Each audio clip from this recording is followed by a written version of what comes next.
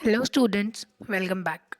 अभी तक हम इस मॉड्यूल में अपने 5 चैप्टर्स कंप्लीट कर चुके हैं, जो कि है basic concepts in economics, money, partition values, the economy of Maharashtra and rural development in India. ये इस मॉड्यूल का 6 चैप्टर होगा, यानी कि population in India.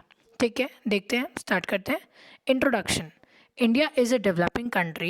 The rate of economic development can be measured in terms of population, national income, per capita income, etc.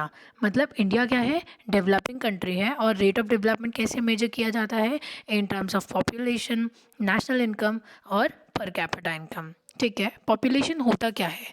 Population refers to the number of people living in an area at a given point of time, यानी दिए हुए समय में, यानी कि जैसे 10 years का हम सेंसस लेते हैं तो उस समय में एक जगह पे कितने लोग रह रहे हैं, एक पर्टिकुलर एरिया में कितने लोग रह रहे हैं, उसे क्या कहते हैं, पॉपुलेशन कहते हैं, यानी कि number of people living in an area at a given point of time. ठीक है, it is measured once in every 10 years through a census survey. हर 10 साल में जैसे सेंसस होती है, आप सबने सुना होगा जनगणना। सो एवरी 10 ईयर्स के बाद क्या होती है, सेंसस होती है, जिसमें कि पॉपुलेशन पता चलती है।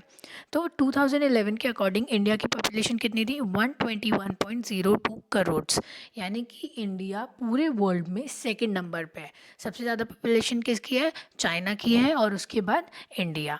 ठीक है, आगे देखते हैं।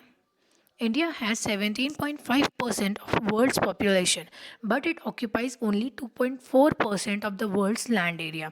यानी कि इंडिया के अंदर जो लोगों की पॉपुलेशन, मतलब वर्ल्ड पॉपुलेशन का 17.5%, मतलब कितना बड़ा जो परसेंट है वो इंडिया के अंदर है, लेकिन जो पॉपुलेशन के लिए रहने की जगह है, यानी कि जो इंडिया का जो एरिया है वो कितना है, only 2.4% of world's land area, यानी कि पूरी दुनिया के 2.4% जगह पे पूरी दुनिया के 17.5% लोग रह रहे हैं।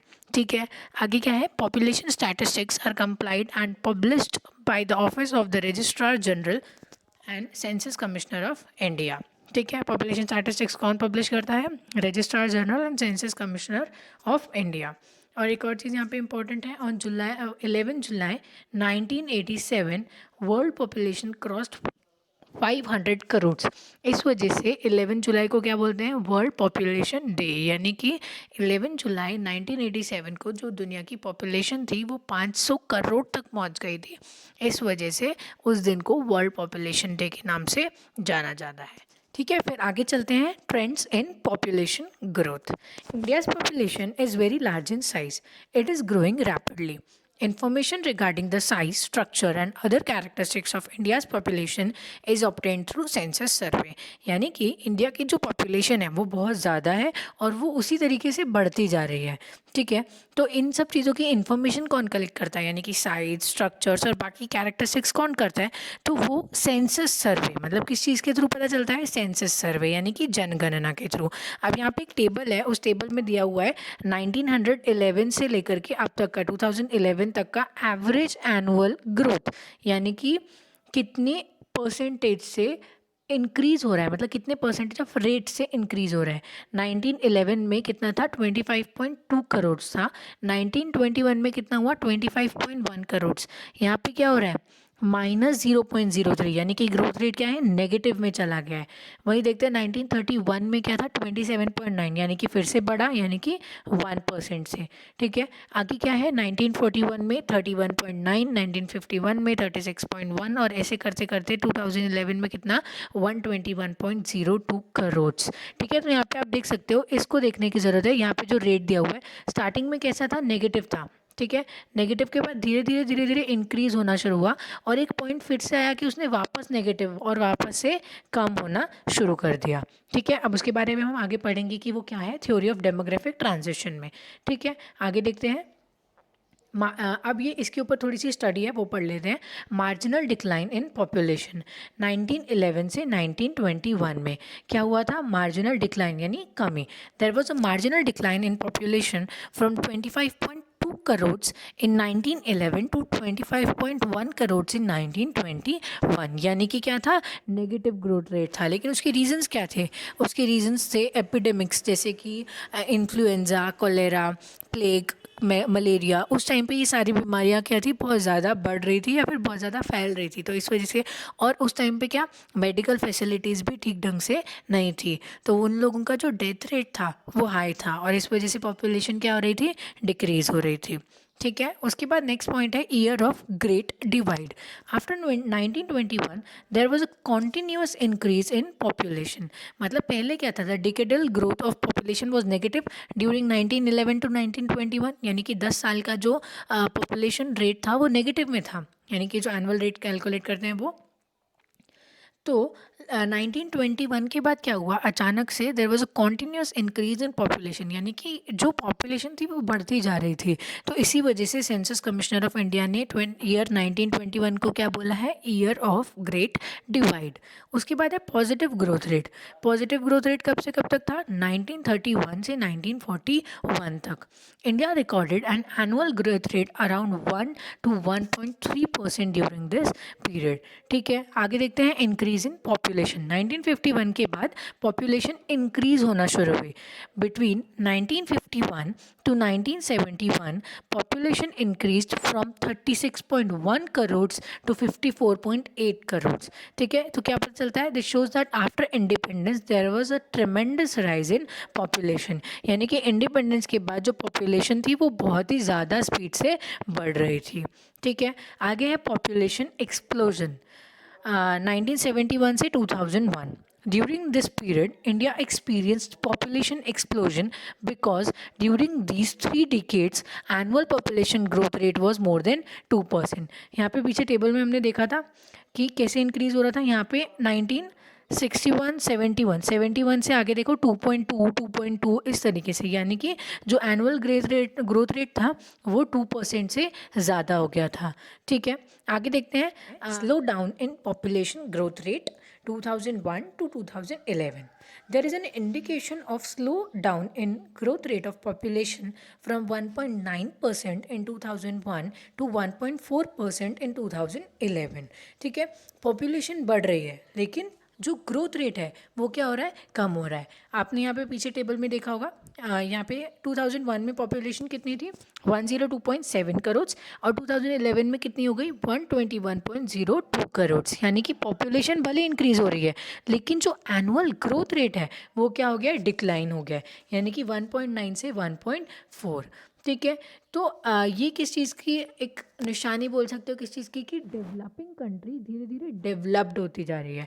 यानी कि लोगों को जो अवेयरनेस, पॉपुलेशन से रिलेटेड जो अवेयरनेस या फिर मेडिकल अवेयरनेस, मेडिकल फैसिलिटीज़, इन सब चीज़ों के साथ साथ लोगों को समझ में आने लग गया है कि जो पॉपुलेशन है वो एक प्रॉब्लम भी बन सकती है।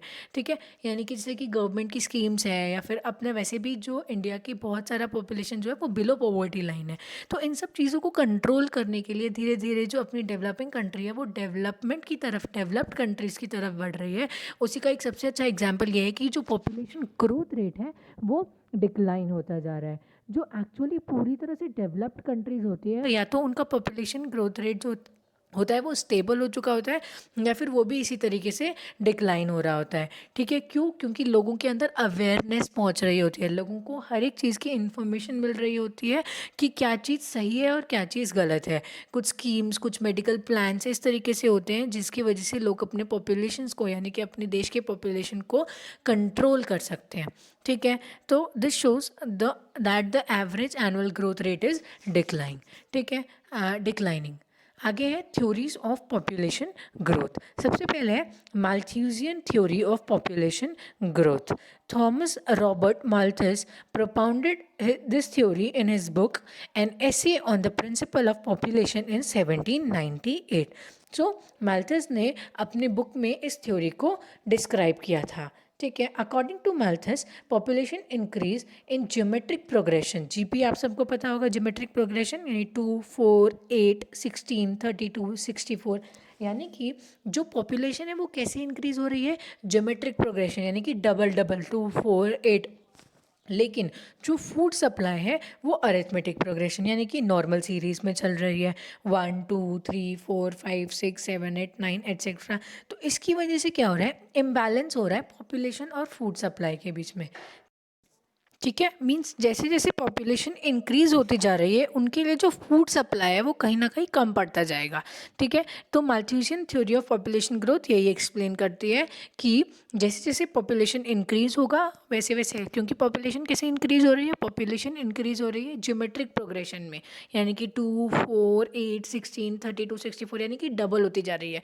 लेकिन उसकी उसी जगह पे जो फूड सप्लाई है वो किस तरीके से है, 1 2 3 4 5 यानी कि वो कैसे नॉर्मल एक एपी सीरीज में चल रहे हैं। यानी जैसे जैसे इंक्रीज होती रहेगी पॉपुलेशन वैसे वैसे उनके लिए जो फूड सप्लाई या फिर जो अन्न धान्य होता है इन सब की जो ज़रूरत है वो पूरी नहीं कर पाते हैं।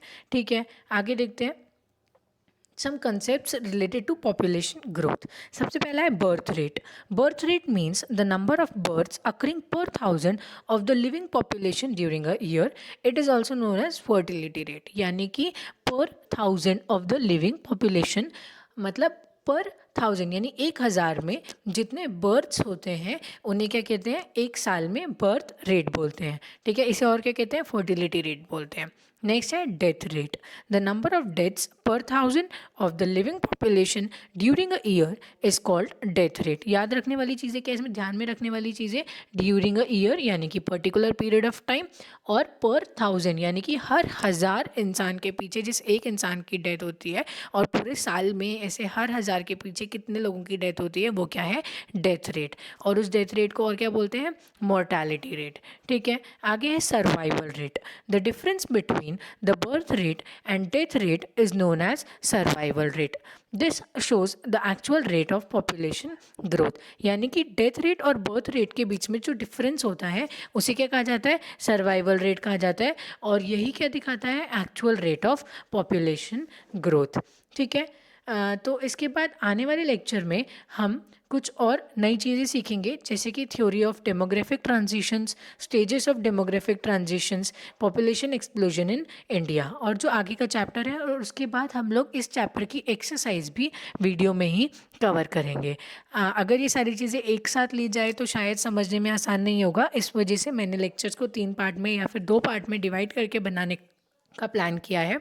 तो अगर आपका कोई भी डाउट हो तो आप नीचे कमेंट सेक्शन में पूछ सकते हो। ठीक है, थैंक यू।